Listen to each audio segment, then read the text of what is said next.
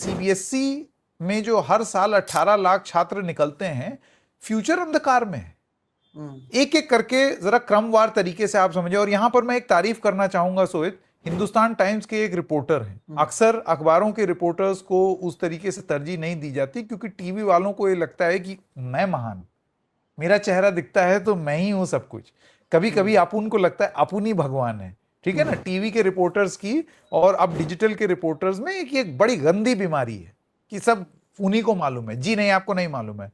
अखबार के एक रिपोर्टर जिसने पूरी तरीके से एक्सपोज करके सीबीएसई को इस देश के सामने रख दिया है, उनका नाम है संजय मौर्य।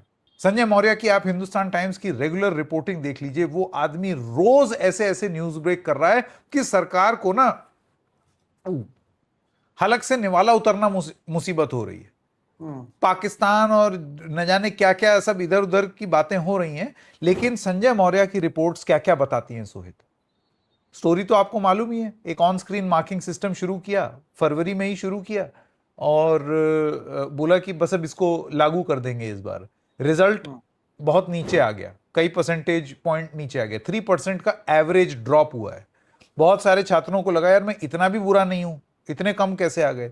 कुछ लोगों ने रीवैल्यूएशन किया तो उन्होंने पाया कि पहले इवैल्यूएटर्स यूं करके जांचते थे, अब इवैल्यूएटर को एक कंप्यूटर मॉनिटर दे दिया गया है और उनको बोला है कि अब कॉपी कंप्यूटर पे जांचो, स्टेप मार्किंग करो, यानी कि हर स्टेप के मार्क्स दो। जी बिल्कुल। और ये नया नहीं संकेत, मैं आपको बता दूं कि जो अभी सीबीएसई में हो रहा है ना, जैसे आपने मुझे पूछा कि मैं किस बोर्ड से था, तो एसएससी जो महाराष्ट्र बोर्ड का है, वहां से मैंने किया और फिर मैं मुंबई यूनिवर्सिटी से आगे की पढ़ाई की। अब मैं आपको बताता हूं कि ये जो ओएसएम का अभी दिल्ली या सीबीएसई बोर्ड में जो इश्यू हो रहा है ना, 2017 में संकेत महाराष्ट्र में ये हो चुका था। और उस समय इतनी बड़ी खबर ये बनी थी क्योंकि यहां पर भी बहुत सारे लाखों लोगों को इसी तरह की परेशानी का सामना करना पड़ा। मैं यहां पर सबसे पहले तो इस बात को लेकर हैरान हूं कि ये इतनी बड़ी खबर महाराष्ट्र में मुंबई यूनिवर्सिटी में उस समय हुई थी कि वहां के वाइस चांसलर को हटाना पड़ा था, लेकिन इसके बावजूद सीबीएसई इसे क्यों नहीं समझ पाया, ये मेरे समझ के परे है। सेम चीज है, मैं आपको थोड़ा सा दर्शकों को याद दिला दूं कि हुआ क्या था। जो लोग उस समय यूनिवर्सिटी सीरीज जब किया करते थे, रवीश कुमार और हम सब एक चैनल में थे, तब इसके ऊपर मुझे लगता है मैंने 8-10 रिपोर्टिंग की होगी संकेत।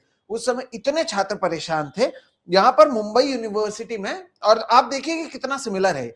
मेरिट ट्रैक नामक एक कंपनी से मुंबई यूनिवर्सिटी ने एक करार कर लिया, सेम कि जो लोगों के न्यूज ये आएंगे